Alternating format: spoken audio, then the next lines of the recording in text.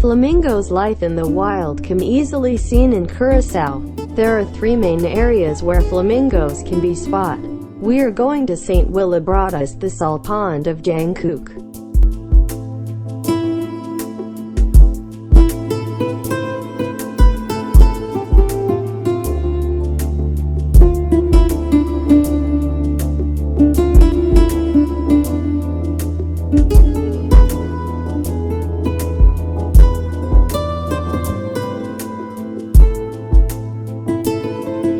In contrast to other birds, flamingos like to live and feed in colonies. Probably this beautiful bird is one of the most interesting types of bird in the world.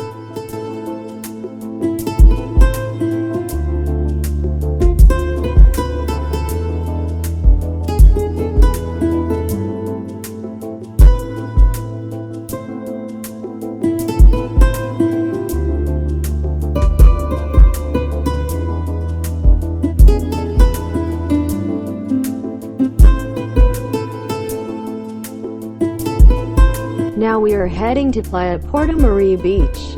It's an awesome beach where you can spend a full day. The beach is pure white sand. Great place to do some snorkeling and sunbathing.